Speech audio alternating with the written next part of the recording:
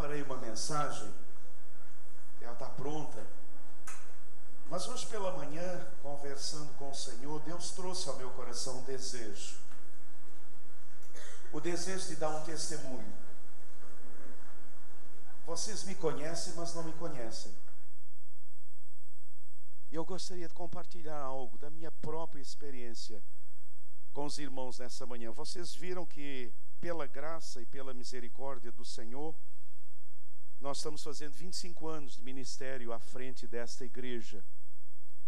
E há dois textos que eu gostaria de ler antes de compartilhar algo que Deus tem trazido ao meu coração. O primeiro é 1 Timóteo, capítulo 1, verso 12, que diz: dou graças a Cristo Jesus, nosso Senhor, que me deu forças e me considerou fiel, designando-me para o ministério. O outro texto, 1 Coríntios 15, 10, diz: mas, pela graça de Deus, sou o que sou, e sua graça para comigo não foi em vão. Pela graça de Deus, eu sou o que sou. Alguns de vocês já devem ter desconfiado, e desconfiado certo. Eu sou português. Eu nasci em Portugal. Eu nasci em Lisboa, na maternidade Alfredo da Costa, que agora vai ser desativada. E, como bom português, eu era filho, os meus pais eram católicos, e eu me converti aos 8 anos de idade. E lembro até hoje a mensagem que eu ouvi quando me converti. Era uma professora da APEC que ia lá na aldeia onde eu morava, e ela trazia aquele flanelógrafo. Lembram? Alguém lembra do que é um flanelógrafo, né? Era uma flanela onde eram colocadas umas imagens. É um negócio interessante, né? O mundo muda, né? Hoje em dia o pessoal está aí com, né, os iPads, etc., né? Mas era colocado lá, e eu lembro da história até hoje. Era a história de um passarinho que tinha lá o seu ninho, e aí a cobra foi chegando, e quando a vizinha viu a cobra subindo, ela foi, se colocou, e aí a cobra morreu, mas os pintinhos da cobra, os pintinhos do passarinho sobreviveram. E aí a aplicação era que foi isso que Jesus fez por nós. E eu ainda com 8 anos de idade, então eu entendi a mensagem, e eu entreguei o meu coração, entreguei a minha vida ao Senhor Jesus Cristo, pequeno ainda. Me lembro, e esse é um detalhe interessante, irmãos, eu apanhei por ser crente. Eu fui torturado por amor a Cristo, né?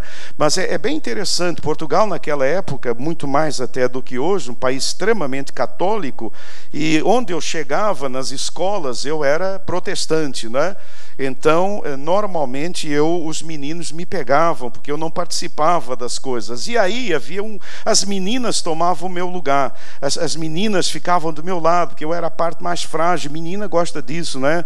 Gosta de ficar da parte mais... Aí eu apanhava porque eu era crente, porque as meninas ficavam do meu lado. Então eu apanhava 2 vezes. Então eu me lembro que durante assim, a minha adolescência, pré-adolescência, eu levei umas boas bolachas por causa disso, né? As meninas ficavam todas do meu lado, os meninos ficavam todos revoltados, aí eu apanhava mais ainda, porque eu era um crente, um protestante. Então uma experiência assim bem interessante. Estava pensando sobre isso e pensando: Senhor, eu já trago no meu corpo algumas marcas, não são tantas assim, mas algumas marcas por amor ao Senhor Jesus Cristo. Aos 17 anos eu fui chamado para o ministério pastoral. Foi uma experiência muito interessante com Deus, lendo a palavra do Senhor. Também me lembro perfeitamente quando Deus então me chamou. Eu tinha outros planos para a minha vida, mas Deus foi muito claro ao me chamar para o ministério, dizendo que se não fosse o ministério, eu não seria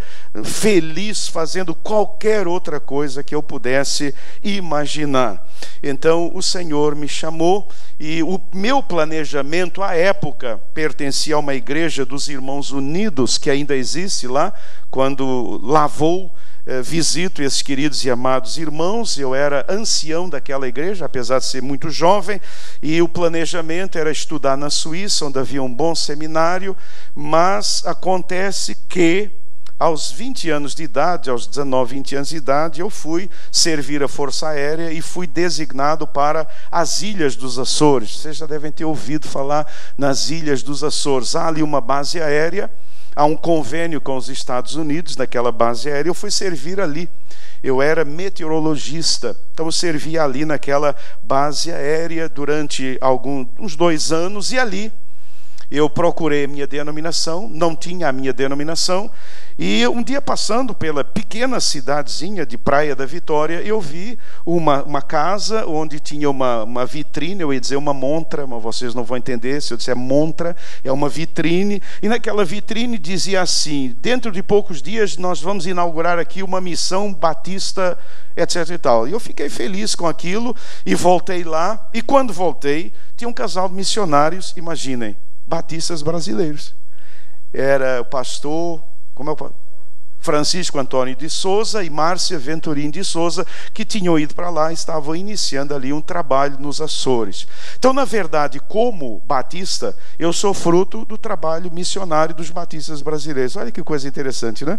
Como Deus faz as coisas. Então, ali eu comecei com aqueles irmãos, éramos praticamente nós 3, e Deus foi abençoando, e eu vivendo um drama muito grande, porque a igreja ia ser organizada e eu não poderia fazer parte dela, porque eu não era batista, né? Eu pertencia a uma outra denominação. Eles foram sábios, oraram por mim, eu comecei a estudar um pouco de doutrinas, etc. E depois, então, decidi que eu deveria me tornar também batista. Fui batizado por eles, e ali começou a minha caminhada na igreja batista, ali aos 20 anos de idade. E ali fui desafiado.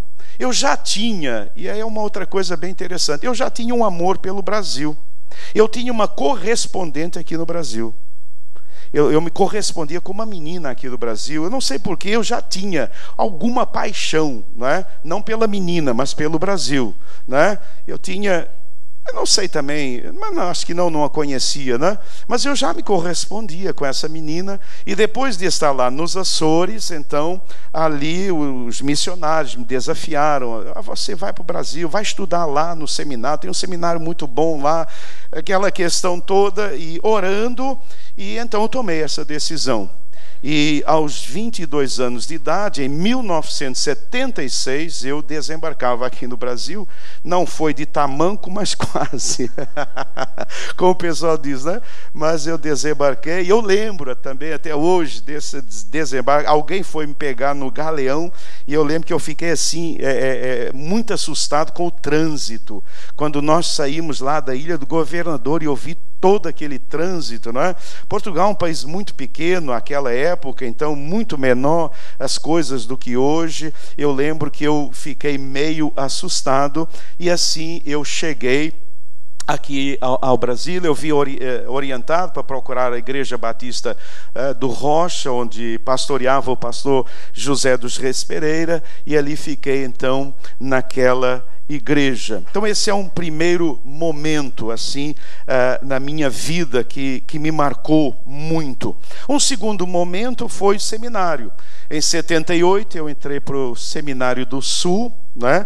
E quando cheguei aqui no Brasil, e a primeira vez que eu fui à Igreja do Rocha, uma jovem me recebeu muito bem. Quando eu cheguei, vi uma jovem, me lembro que tinha um cabelo muito bonito, assim, um cabelo muito bem colocado, o negócio era bonito, o cabelo, né? O cabelo adornava um rosto também muito bonito. E quando eu fui chegando, ela veio com toda a gente: nós estamos numa campanha, etc., um congresso. E eu disse: eu vou para essa igreja, eu vou procurar o pastor Reis, né? E imaginem quem era essa moça que estava lá na porta da igreja e me convidou para entrar. Era ela mesma, né? Está aqui até hoje, né? Mais bonita do que naquela época, né? Ficou com muita raiva porque eu me fiz de gostoso, né? Não falei nada, e depois entrei e já tinha um compromisso. Ela pensou que eu tinha entrado por causa dela, né? Mas na verdade eu entrei porque eu já ia direcionado para estar ali com o pastor Reis, e então começou o meu seminário. Eu entrei no seminário em 78, e nesse ano de 78 nós casamos. E o detalhe do casamento é que eu casei obrigado. E é verdade, ela está dizendo que sim com a cabeça. Depois, se vocês quiserem saber um pouco mais da questão, procurem, né? Não a mim. Mas eu fui, então, obrigado, né? Nós ficamos noivos e chegou um momento em que eu fiquei em crise, eu não queria me casar, eu queria terminar o noivado, e aí ela me deu assim um cheque-mate muito bem dado, e a razão foi bem interessante. A razão era a seguinte: todo mundo na minha igreja sabe que eu estou noiva, eu não vou chegar lá sem aliança de jeito nenhum. Então eu casei por causa da igreja, né? Por causa da igreja não achar que ela... E estamos casados até hoje, vamos fazer 40 anos casados, né? 40 anos de casado. Então nos casamos em 78. Em 82 eu fui consagrado ao ministério lá na Igreja Batista do Rocha. E então esse é um segundo momento já aqui no Brasil que Deus nos abençoou. Naturalmente há muitas outras questões ligadas a isto, mas Deus foi muito misericordioso. Eu fui muito bem aceito pela turma, fui o orador da minha turma. A minha turma foi uma turma muito, muito gostosa no seminário. Foi um tempo realmente abençoador pelo nosso Deus. Em 82 nós fomos consagrados, eu fui consagrado, a Esther já tinha feito o Iber, e nós fomos então para o nosso primeiro ministério em Mogi Guaçu, lá no interior de São Paulo. Nós ficamos lá de 82 até 85. Quando chegamos lá, a igreja estava também em construção, tinha apenas um templozinho feito. Deus nos abençoou, conseguimos, com a graça do Senhor, construir o templo, comprar um terreno do lado. A igreja teve o seu crescimento, mas ficamos pouco tempo ali, e foi lá que nasceu o Léo e a Ana Raquel, não foi? Foi lá que nasceram os dois. Lá tivemos experiências assim muito ricas com Deus, experiências realmente interessantes. Uma delas é que nós ficamos sem nada, né? Ficamos sem nada, sem ter nada para comer, nada. E me lembro que uma vez o Léo ficou criança, pequena ainda, de colo, né? Ele ficou doente, né? Ficou com febre. E a gente olhou um para o outro e disse: a gente não tem dinheiro para comprar remédio, né? O que é que nós vamos fazer? E aí nós lembramos de uma irmã que gostava muito dele, e nós arquitetamos um plano. Nós dissemos assim: nós vamos visitar a irmã tal. Aí quando a gente chegar lá, ela vai pegar logo o Léo, que ela gosta demais dele, vai ver que ele está muito quente e vai dizer: está com febre. E ela vai perguntar: já deram remédio? A gente vai dizer: não. E aí ela vai comprar o remédio. Então nós arquitetamos um plano, e lá fomos nós visitar a irmã, oramos para que o plano dê certo, né? Afinal de contas, não é só Joquebed que tem planos, né? A Esté Valente também tem planos, né? Então lá fomos nós, né? Pedindo a Deus. Quando chegamos lá, irmã, uma irmã muito querida, muito amada, muito, muito legal, não é? Ela logo pegou o Leozinho, pegou, tá quente, tá com febre. Ela falou: eu acho que tá. Já deram remédio? Não. Eu vou ligar para a farmácia agora e pedir um remédio para ele. Nós dissemos: graças a Deus, o Senhor é bom, o Senhor é maravilhoso. Então, queridos, às vezes, né, vocês veem o pastor com um carrinho mais ou menos, né? Vocês vê o pastor na primeira igreja batista de Copacabana, pastor rico, né? Mas a gente não sabe o que a gente já passou na vida, né? A gente muitas vezes não sabe. Então cuidado quando você fizer juízos, quando você pensar certas coisas, porque a gente não sabe da vida das pessoas, né? Realmente foi um tempo assim muito difícil, né? Tempo muito difícil, em que realmente a gente não tinha nada. E houve uma outra vez que nós estávamos sem nada em casa para comer, e orando e dizendo: Deus, né? Porque eu tenho aprendido que pastor não se queixa a não ser para o seu chefe, né? Pastor só se queixa para Deus, não se queixa com mais ninguém. Então nós começamos a orar e dizer: Deus. E aí aconteceu que um irmão, ele chegou e disse: olha, eu senti de Deus trazer um leite aqui para vocês. E ele trouxe e passou a trazer um leite para nós. E um outro irmão que tinha um restaurante, ele disse: olha, eu senti de Deus trazer aqui como é que fala? Uma quentinha, não, uma marmita. Só que as marmitas lá é um negócio que leva umas 7 ou 8 marmitas. Já viram um negócio? É um negócio grande pra caramba, né? Então é uma com arroz, outra com isso, outra com... Quando a gente viu aquela, não é aquela quentinha que vocês fazem lá na cantina da igreja, que é um negocinho de nada, né? É um negócio grandão, tem muita coisa lá dentro, né? Então ele passou, né? E sem saber de nada, nós estávamos sendo alimentados dessa forma. Eu me lembro que uma vez recebemos um irmão na nossa casa, né? O irmão apareceu lá em casa e a Esté entrou em pânico. E ela disse para mim: a gente não tem nada. A gente não tem nada em casa senão 2 ou 3 ovos. E eu disse: minha filha, se vira de algum jeito. E aí parece que ela tinha 1 quilo de farinha.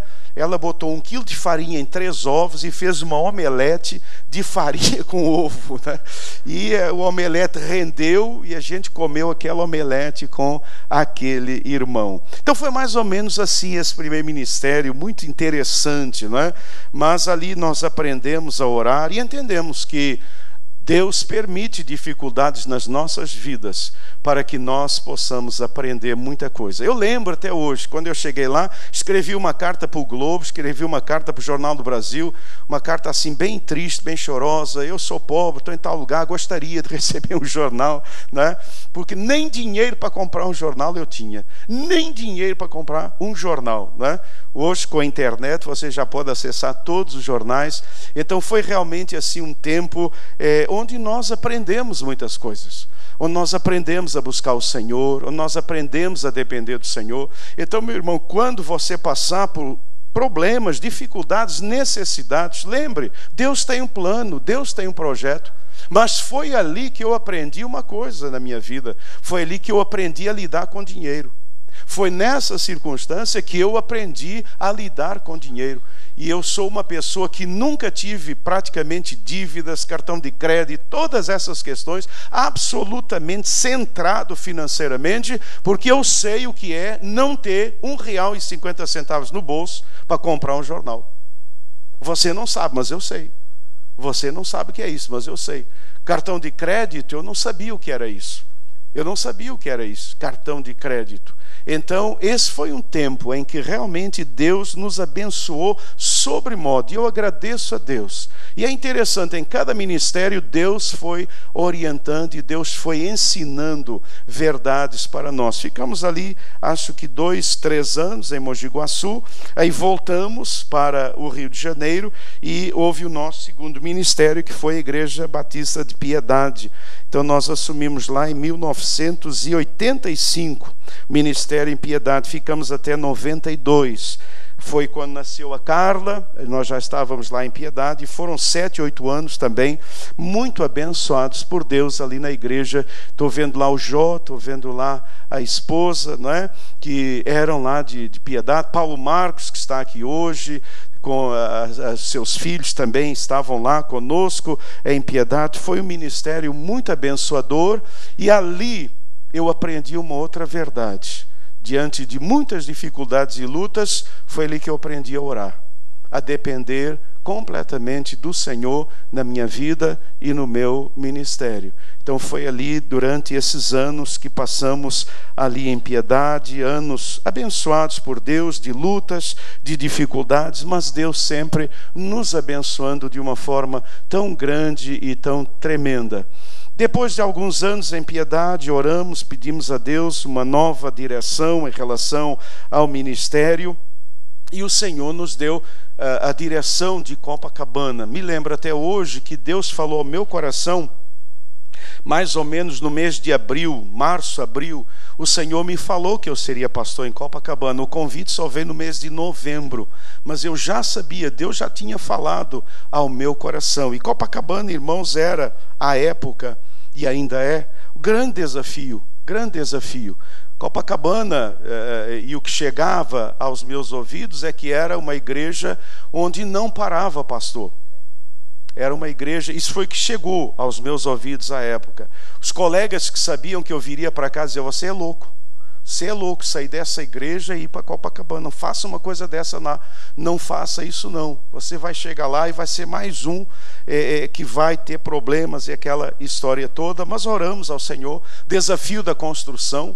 Quando chegamos aqui, a construção estava ainda no seu início, uma construção grande. Eu não entendo nada de construção, mas o Senhor nos trouxe com uma promessa. E o Senhor nos deu uma promessa bem interessante. Eu estava com ela, não sei se ela lembra, lá em Araruama, lá num lugarzinho, lá em Araruama tem uma entrada lá no mar. Nós estávamos ali os dois orando e Deus trouxe uma palavra, Deus trouxe paz ao meu coração. E minha questão com Deus era essa: Deus, o pessoal aqui em Piedade nos ama. E nós éramos muito amados lá em Piedade. Não é verdade, Jó? Eu estou falando uma mentira? Não, né? É verdade, o pessoal nos amava. E eu dizia assim: Deus, nós somos tão amados aqui, Senhor, e a gente vai para uma outra igreja, Deus, o que vai ser da gente? E aí o Senhor me disse uma vez: filho, você acha que o povo te ama porque você é bonzinho? Você acha mesmo isso? Não, eles te amam porque eu mudei o coração deles. E o que eu fiz em Piedade, eu posso fazer em Copacabana. E nós viemos com uma promessa do Senhor, com muito medo, com muito receio, com muito temor, não é? Pastor, não é nada disso que vocês imaginam. Pastor, não é isso que o povo imagina. Irmãos, pastor é fraco toda a vida. Pastor é cheio de medos. Pastor é cheio de questões.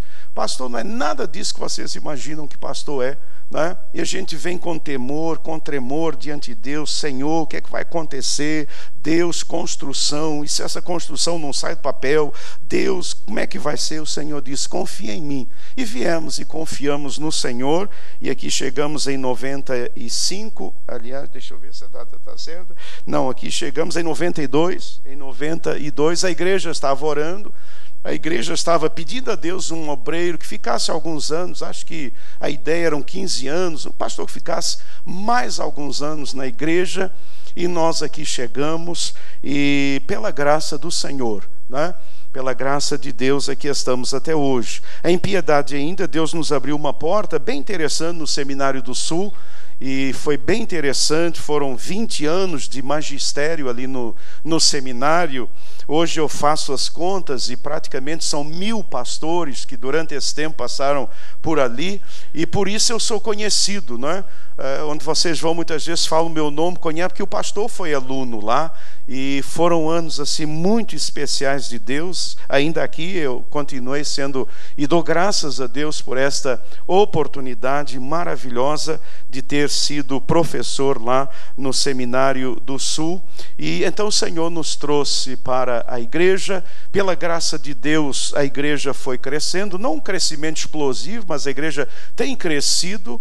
Pela graça do Senhor, pela graça de Deus, nós conseguimos terminar a construção. Deus nos abençoou de uma forma tremenda. Os irmãos que estão chegando agora não imaginam as lutas que foram enfrentadas pelos irmãos que antecederam e depois por nós que continuamos. Pastora Kruklis, que foi o que iniciou a construção desse templo, a derrubada de tudo que tinha aqui, o início desta obra, as dificuldades com as pessoas aí da rua. Enfim, foram lutas e lutas e lutas, mas Deus sendo fiel, Deus sendo maravilhoso, Deus honrando, campanhas e campanhas e campanhas. E nós vamos voltar a ter campanhas, porque nós queremos agora adequar o quarto andar para as nossas crianças. Há muito tempo que nós não fazemos campanha na igreja. Era campanha, campanha, campanha, campanha para tudo, meu irmão. Fazíamos campanha para tudo isso aqui que os irmãos estão vendo. Foram campanhas realizadas pela graça do Senhor, os irmãos foram realmente maravilhosos na sua contribuição. E aqui o Senhor nos tem abençoado. Alguns momentos marcantes na vida desta igreja. Talvez o momento, um dos mais marcantes, não vou dizer que é o mais marcante, mas um dos momentos mais marcantes que eu lembro assim até hoje com muita no meu coração, foi quando o meu pai em Portugal, ele morreu Aliás, morreu não, estava para morrer, estava internado no hospital, câncer terminal, essa questão toda. E eu me reuni com os meus irmãos e eles disseram, não, você tem que ir lá, porque a gente não tem condição emocional, etc. e tal. Eu disse, não, mas eu não posso, eu tenho igreja para pastorear, eu não posso deixar a igreja, aquela questão toda, né? E tinha proposto no meu coração não ir mesmo, né? Mas os diáconos da igreja, à época, o ofício diaconal, o ministério de diaconia, daí os irmãos souberam, não sei como souberam, né? Mas diácono sabe de todas as coisas, eu não sei como, mas eles sabem, né? Membro de igreja também descobre todas as coisas, eu não sei como, mas descobre, né? E então, um dia depois de um culto, lembro disso, me chamaram, né? E alguém me disse, olha, os diáconos estão reunidos e querem um encontro com o senhor. Eu disse, pronto, né? Já era. E eu pensei, fiquei pensando, o que é que eu fiz de errado? Preguei alguma coisa que não devia, fiquei pensando, mas, enfim, fui lá. E quando eu cheguei, os diáconos me disseram o seguinte, olha, nós decidimos aqui que o irmão vai a Portugal, nós vamos pagar a sua passagem, a Esté vai junto, nós vamos assumir a igreja e o irmão está liberado para ir. E eu disse, não, mas eu não posso, eu tenho uma série de coisas para fazer. Não, já está decidido, aquela história toda. Enfim, não tinha passaporte, não tinha nada disso, fizemos lá, saímos daqui correndo, chegamos lá. Quando eu vi o meu pai, eu não o conhecia quase, né, porque era praticamente um cadáver já, e 3 dias depois ele faleceu. Né? 3 dias depois ele faleceu. Quando nós chegamos, ele não me conheceu, mas ele conheceu a Esté, né? No primeiro dia eu não consegui falar, ela ficava me cutucando, fala de Jesus para ele, mas não saía coisa nenhuma. No segundo dia eu consegui falar de Jesus para ele e perguntei se ele aceitava Jesus, ele fez que sim com a cabeça, ele aceitou Jesus e no terceiro dia ele partiu para a eternidade. Então vejam, são coisas que assim marcam a vida da gente, né? São coisas, essa foi uma questão que marcou muito a minha vida, a nossa vida. Tem muitas outras questões que têm marcado a nossa vida aqui em Copacabana, e Deus cumpriu aquilo que Ele havia falado a respeito da nossa vida, a respeito do nosso ministério. Aqui criamos os nossos filhos, aqui Deus tem nos abençoado, lutas, dificuldades, muitas enfrentamos, mas o Senhor em todas elas nos deu a vitória. Então tem sido assim uma trajetória de vitória dada pelo Senhor. E com 25 anos de vida eclesiástica, de ministério na igreja, e com a idade que os irmãos já estão vendo que eu tenho, embora não aparente, mas já tenho, né? Então, irmãos, eu estou caminhando agora para onde? Caminhando para algum lugar, né? Então nós estamos caminhando aí, né? Então hoje, assim, eu louvo a Deus por tudo aquilo que o Senhor tem feito e tenho absoluta convicção de que tem sido realmente o Senhor que tem feito, é graça de Deus, é a graça do Senhor. Nós não somos nada, nós não temos absolutamente nada, tudo é graça do Senhor. Então a minha história é a história de quem chegou no Brasil com uma mala, não é? E realmente uma mala só, não é? E sem mais nada, e hoje, não é? Tem esposa, tem filhos, tem netos, tem amigos, tem irmãos, tem um mundo de gente, não é? Então veja como Deus age na nossa vida, como vale a pena servir ao Senhor, como vale a pena realizar o plano e o propósito de Deus na nossa vida. Eu jamais poderia imaginar que o Senhor iria fazer tudo o que Ele tem feito pela sua graça santa, pela sua graça bendita. Uma segunda experiência nessa igreja que me marcou profundamente foi quando eu tive o câncer em 2004. Em 2004, eu comecei a sentir umas dores estranhas, fui no médico e a coisa foi, e eu então descobri que eu estava com câncer no intestino. E um outro momento, assim, inesquecível, a igreja se reuniu aqui uma segunda-feira para orar, e eu vim nesse culto, né? E a igreja se reuniu para orar pela minha saúde. E eu creio que foi naquele culto. Eu me ajoelhei aqui e os irmãos oraram e puseram as mãos sobre mim. Não sei se me ungiram com óleo, agora não me lembro, né?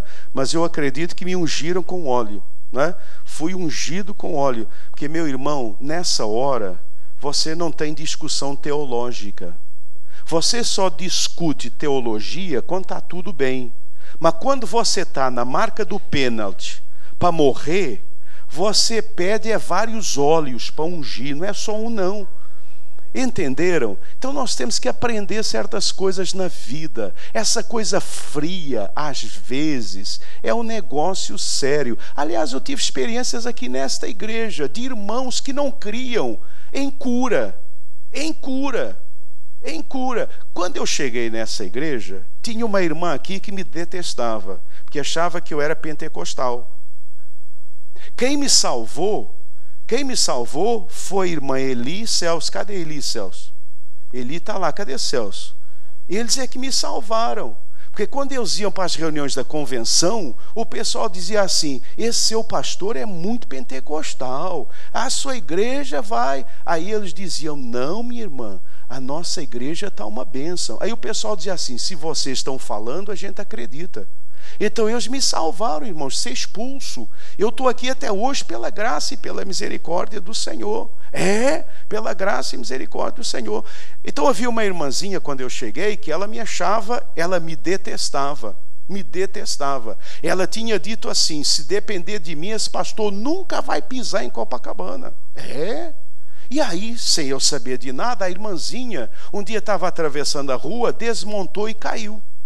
E foi internada no hospital. E eu fui visitar a irmã lá no hospital.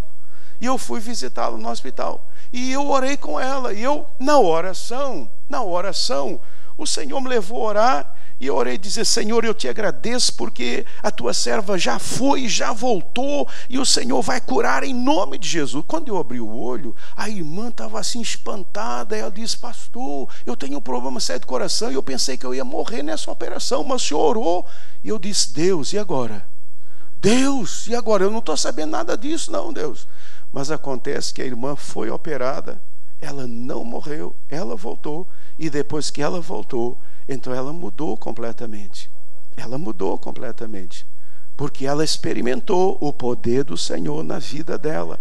Então, meu irmão, você que é contra isso, que é contra aquilo, olha, querido, eu tenho aprendido aqui nessa igreja. Eu conheci um outro casal que era meio cético, até que o marido teve um câncer de pulmão. E eu lembro da irmã pedindo: pastor, vá lá orar pela cura do meu marido. Aí sabe a vontade que dá?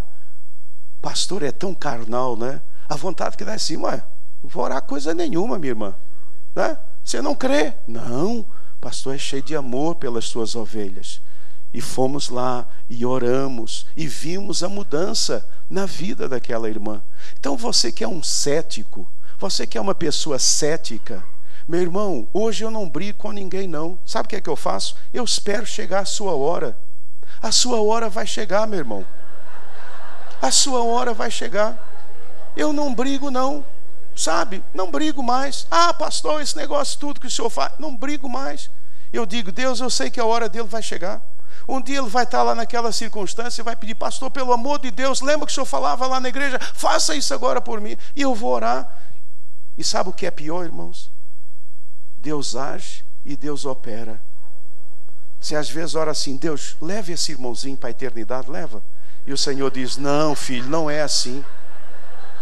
Não é assim. Vocês sabem qual é a maior raiva que a gente tem? É Deus gostar de quem a gente não gosta. É ou não é verdade? Irmãos, dá uma raiva danada. Deus ama quem eu não amo. Mas Deus ama. Mas Deus ama.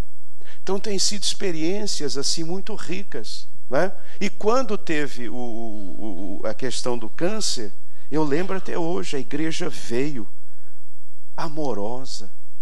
Igreja amorosa. Os irmãos vieram, eu me ajoelhei aqui, me ungiram. E irmão, sabe de uma coisa? Foi ali que Deus me curou. Eu sei disso. Eu sei disso, porque a história da minha operação, tudo, é um negócio muito estranho. Eu sei disso. Eu saí daqui, fui para o hospital, me internei, fui fazer. A minha operação durou quantas horas? 12 horas. 12 horas de operação. Eu tinha 3 tumores malignos. Um num lugar, outro no outro. Um tumor estava colado na bexiga. O médico ficou sem saber o que fazer, com medo de cortar e cortar a bexiga junto, e aí já era. Enfim, outro estava na aorta, ali na aorta. Ele ficou pensando, se eu falhar, vai rasgar a aorta, já era.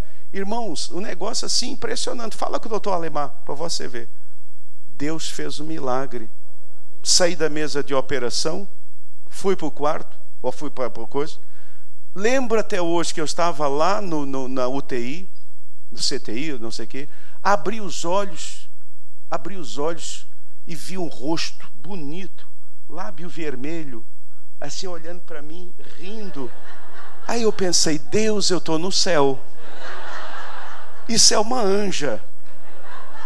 Pensei, Deus, é muita luz, muita, assim, um negócio muito iluminado, mas não entendi direito o que era. Aí depois me disseram que era ela. Era vermelho? Era vermelho o lábio, né? Vermelho, é. Foi muito interessante. Aí foi aquela recuperação. Fiquei com uma bolsinha aqui, aquela bolsinha que fica. Fiz quimioterapia, não sei se 3, 6 meses. Irmãos, passei uma árvore de Natal. Tinha um negócio espetado aqui, tinha um negócio espetado aqui. Era um negócio ambulante, não é? Mas Deus curou. Deus curou. Sabe por que Deus curou? Aqui. O Senhor me falou, sabe, filho, onde foi a cura? Foi naquele instante em que você estava lá de joelhos e a igreja orando por você. Foi ali. O poder da oração. Hoje eu estava lendo o texto. Quando Pedro estava preso e a igreja fazia contínua oração por ele. E o que aconteceu? O Senhor foi lá na prisão e ele foi liberto. E o interessante é que a igreja estava orando. E quando ele chegou lá onde o pessoal estava e bateu na porta e a menina ouviu e foi lá, a igreja falou o quê? Você está louca. Que Pedro coisa nenhuma, deve ser o fantasma dele. Eles não estavam orando? Eles estavam orando, mas eles não creram. Muitas vezes nós somos assim. Nós oramos, não é? E ali, então, o Senhor trouxe a cura. Aqui, nessa igreja, aqui, ajoelhado. Esse lugar aqui, tem que fazer aqui alguma coisa. Aqui o pastor... Um dia eu vou fazer aqui um negócio. Aqui o nosso pastor foi curado, né? Então isso aqui não pode sair nunca, viu? Tem que ficar sempre aqui. Ou então se tirar, me dá esse pedacinho aqui para eu guardar, né? Mas houve um outro momento também que Deus nos abençoou ricamente. Irmãos, eu me preparei para ser um pastor pobre. Já falei para vocês, eu conheci carro com direção hidráulica e ar-condicionado aqui. Quando eu cheguei, disse, não, pastor, tem que ter um carro sem queixo duro. Fiquei pensando, o que será o carro de queixo duro, queixo não sei o quê. Mas foi aqui que eu conheci, né? Eu me preparei para ser um pastor pobre, como sou até hoje. Aí eu estou aqui um dia, irmão Giovanni me liga e diz assim, pastor, tem aqui uns apartamentos, estão vendendo aqui, é uma promoção de apartamento, nunca vi isso, né? Promoção de apartamento aqui na Barra. Uma promoção de apartamento. Tem aqui um apartamento, pastor, o senhor tem que pegar esse apartamento. Eu digo, quem sou eu para pegar apartamento? Não tem condição nenhuma, mas fui lá ver o apartamento. E quando a gente viu, estava mesmo. O apartamento estava em promoção. Eles estavam assim vendendo alguns apartamentos para terminar a construção. Ele disse, não, eu vou comprar um, o senhor tem que comprar, pastor. Mas, meu irmão, não tem como comprar. Quem sou eu? Não, vai. Deu aquela força. Oramos, ela me deu a maior força, eu cheio de medo, e ela disse, não, vamos. E fomos e compramos o apartamento. E fomos pagando o apartamento, só que o negócio de repente disparou e a gente não teve condição. E aí eu falei, Deus, olha, a gente vai ter que dar esse apartamento, a gente vai ter que se desfazer desse apartamento. A igreja soube. Eu não sei como é que o pessoal sabe dessas coisas, mas soube. Fizeram uma assembleia, fizeram uma reunião e chegaram para mim e disseram o seguinte, olha aqui, o senhor vai pagar as intermediárias, que eram em junho e dezembro, tinha 2 intermediárias muito grandes, e a igreja vai pagar as prestações que faltam do apartamento. Faltavam ainda acho que 2 anos para pagar o apartamento. Eu disse, mas como? Fique quieto, fique calado. Nós decidimos, a igreja decidiu. E hoje eu tenho um apartamento quitado no Barra Bali. Apartamento quitado, registrado, tudo certinho. Porque Deus usou, pasmem vocês, e até é diácono, né? É um diácono, né? Deus usou o irmão Giovanni, né? E hoje Deus me deu esse privilégio. Então, assim, essa igreja, irmãos, é um sentimento realmente de dívida muito grande, gratidão por esses irmãos queridos e amados, né? Nós temos sido muito amados. Eu gostaria de deixar essa palavra com a igreja nessa manhã. A gente ouve tanta história do pastor, a gente ouve tanta gente amargurado com a igreja. Irmãos, eu não tenho amargura nenhuma, eu não tenho mágoa nenhuma, eu não tenho nada no meu coração que não seja gratidão por essa igreja querida e amada. E peço agora que os irmãos orem, porque, irmãos, eu sinto que nós estamos chegando ao final do nosso ministério. Eu não sei quando será ainda, mas eu sinto isso no meu coração. Então peço que vocês orem para que Deus nos abençoe, para que Deus nos dirija. São 25 anos de trabalho. Irmãos, não é fácil, depois de 25 anos, né, você se reinventar, você continuar. Nós temos hoje na igreja um conselho pastoral, criamos um conselho de pastores, jovens. Estamos investindo em jovens para que a igreja continue a sua marcha triunfante. Irmãos, hoje se eu faltar, a igreja vai continuar pela graça do Senhor. Hoje, se nós tivermos um governo tipo Venezuela, um governo que fecha as igrejas, um governo que proíba os templos de funcionar, esta igreja não vai parar, porque ela está nas casas, ela não vai parar. Então vejam, queridos, quando falamos de célula, é uma estratégia, gente. Isso não é um modismo que a gente aprendeu aqui e ali, mas eu estou absolutamente convicto de que é uma estratégia de Deus para os tempos do fim. Ouçam isso, igreja, ouça isso, uma estratégia de Deus para os tempos do fim. Quando esses tempos começarem a chegar e as igrejas começarem a sofrer, igreja que está em célula, ela vai continuar. Hoje eu estava lendo, a igreja estava orando por eles. Mas que igreja era essa? Nas casas. Nas várias casas a igreja estava orando. Tanto que quando Pedro foi solto da prisão, aonde ele foi? Na casa, numa casa. Ele foi bater numa porta de quê? De igreja? Não, na porta de uma casa, onde a igreja se reunia. E aquela menininha Rod, que eu não queria na minha célula de jeito nenhum, porque ela, ao invés de abrir a porta, ela saiu correndo. O irmão está querendo entrar na célula e a menina deixa o irmão na porta. Então eu não vou querer Rod na minha célula. Então ela saiu correndo, feliz da vida. E o pessoal lá discutindo, não é ele. E Pedro batendo na porta, daqui a pouco a polícia vem, vai me pegar, abre essa porta. Então, meu irmão, tem que abrir a porta. Então é realmente uma... Então hoje Deus está nos movendo, Deus está nos conduzindo. Irmãos, há uma coisa que eu sempre tenho dito a essa igreja, no meu ministério: nada escondido e nada a esconder. Não há nada escondido e nada a esconder. O que é que o pastor está querendo? Pastor, nada. Eu não quero nada, eu quero o que o Senhor quer para a vida dessa igreja. Então agora Deus trouxe essa nova visão. Irmãos, quando eu já não sabia mais o que fazer, Quando eu estava meio sem perspectiva pastoral, depois de 25 anos eu já tinha feito tudo o que eu sabia. E eu estava dizendo: Deus, o que é que eu faço agora, Senhor? Por onde a gente vai? O Senhor trouxe esta bênção, irmãos, que é célula. Irmãos, algo que eu vim orando, clamando ao Senhor. Integração. Problema da integração na igreja é sempre uma dificuldade grande. Hoje os irmãos vêm já das células integrados. Quando eles chegam para mim para pedir carta, eles já estão participando, integrados numa célula. Se acontecer alguma coisa, a igreja vai continuar. Deus está operando maravilhas em nosso meio, para a honra e glória do nome do Senhor. Então eu louvo a Deus, eu louvo ao Senhor por todas as lutas, todas as dificuldades que passamos. Muitas coisas aconteceram, mas eu posso dizer aos irmãos nessa manhã: até aqui o Senhor nos abençoou de uma forma tão preciosa. Olho para trás, vejo aquele menino lá com 22 anos, vindo de uma nação que nunca conheceu, e aqui Deus guardou, Deus abençoou. E meus irmãos, o que Deus fez comigo, Deus pode fazer com você.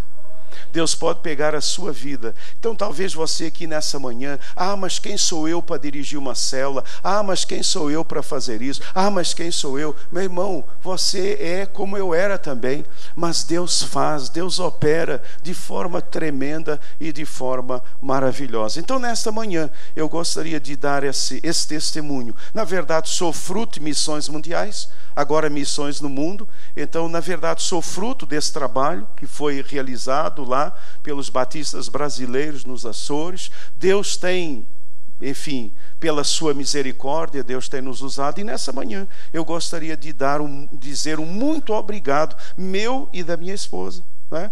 Meu e dela. Os irmãos nos amaram, nossos filhos.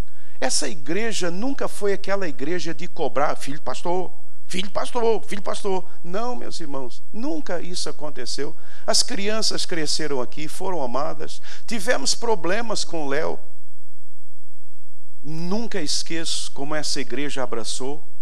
Mas também não tem essas coisas, essa questão de esconder nada, não. Não escondo nada de nada. Eu cheguei e falei para os irmãos: nós estamos tendo problema com o Léo. Os irmãos oraram por ele. O Léo está aqui. À noite ele vai estar aqui. Irmãos, o Léo, que era um menino, hoje virou um homem. Hoje virou um homem. A vida dele é uma inspiração para a minha própria vida. Hoje, às vezes, o Léo, eu falo com ele, o Léo diz: mas pai, o senhor tem que fazer isso. E eu fico dizendo: menino, como é que pode um negócio desse, né? Virou um homem, porque os irmãos oraram. Os irmãos oraram. Somos o que somos hoje por causa das suas orações. Chegamos onde chegamos hoje por causa das suas orações. Porque vocês nos amaram. Amaram a nossa família. Amaram os nossos filhos. Tivemos dificuldades várias. Os irmãos oraram. Nunca ouvi uma palavra de acusação. Pelo contrário, sempre uma palavra de carinho, uma palavra de incentivo. Então que Deus os abençoe. E o meu pedido a vocês nessa manhã é que vocês ajam com os demais pastores como vocês têm agido comigo. Irmãos, eu não tenho o que falar dessa igreja. Eu não tenho um pingo de mágoa que seja. Houve lutas? Houve, normais do ministério. Muitas vezes, diante de lutas, eu dizia: mas Deus, Senhor, sabe o que é que o Senhor dizia? Filho, se não fosse isso, eu não precisaria de pastores. É para isso que você está lá. Então seja homem e vá em frente. Ministério não é para menino, é para homem. E fomos em frente, mas não tem isso. Não tem uma mágoa. Sabe o que é não ter uma mágoa? Um dia éramos 35 diáconos. Acho que eram 35 na época. Uma roda assim de diáconos. Eu fui olhando no olho de cada um, e eu disse assim: eu posso dizer a cada um de vocês, olho no olho, eu amo você, e eu sei que você me ama, porque eu também não sou bobo. Eu já vou falando antes que eu fale, né? Eu sei. Eu posso dizer isso para vocês hoje. Eu posso dizer isso para vocês, que amo. Então tem sido um relacionamento muito, muito gostoso com cada um desses irmãos. Que Deus os abençoe. Irmãos, Deus tem grandes coisas para essa igreja. Deus tem grandes coisas para essa igreja. O que nós estamos vendo agora são gotas. São gotas de uma chuva abundante que Deus vai trazer sobre a vida desta igreja. Deus deu uma palavra profética. Amplia o lugar da tua tenda. Não o impeças, porque transbordarás para a direita e para a esquerda, e tu não serás envergonhado. Há uma palavra profética. Eu não sei até quando nós vamos estar aqui com os irmãos, porque as forças, enfim, uma série de questões, né? 25 anos é bodas de quê? É bodas de prata, bodas de prata, né? Quer dizer, então a gente vai tendo um certo cansaço. Então orem por nós, para que Deus renove as forças. Mas nós estamos preparando, Deus está nos preparando um grupo de pastores, jovens, mas muito, muito alinhados com a vontade do Senhor. Quando eu me reúno com esse grupo que eu estou chamando de conselho pastoral, quando nos reunimos ali, eu vibro diante de Deus. Eu sou o mais velhinho. E há um deles, muito jovem, que às vezes conta uma história e diz, não, porque tinha um velhinho de 60 anos, coisa e tal. Aí eu olho para ele e disse, meu irmão, você está querendo me tirar? Né? Você está querendo me... Né? Ah, não, pastor, me perdoe, eu esqueci. Pois é, meu irmão, você já está... Né? Então, mas um grupo de jovens que está com fogo no coração. Fogo no coração. Irmãos, Deus está tocando fogo no coração dessa igreja. Fogo no coração. Irmãos, você vê jovens pastores com fogo no coração pelo Senhor Jesus Cristo. Irmãos, eu posso fechar os meus olhos e partir feliz. Quando eu vejo nesta igreja um conselho pastoral com fogo no coração. Fogo no coração. Por ganhar essa zona sul do Rio de Janeiro para o Senhor Jesus Cristo. Então que Deus nos abençoe, muito obrigado e que a graça do Senhor continue sobre cada um de nós. Vamos ficar de pé? Vamos orar? Esse relógio, irmãos, está certo? Porque o meu está parado. Me perdoem, mas eu descobri que o meu relógio está parado, então por isso é que eu estou tão à vontade, mas aquele ali acho que não está parado, mas me perdoem. Me perdoem, eu precisava compartilhar isso com você nessa manhã. Vamos orar? Vou pedir a Esté para vir aqui.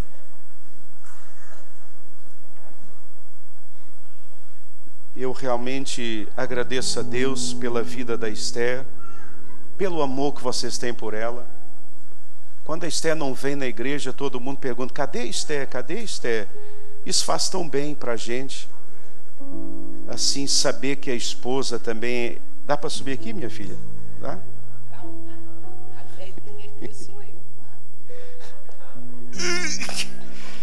Aí, amém, amém.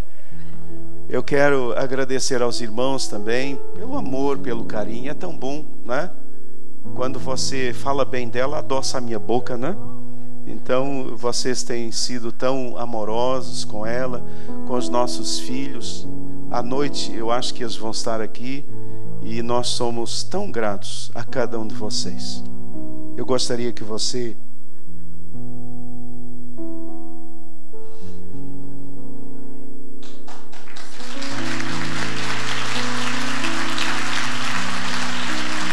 Senhora.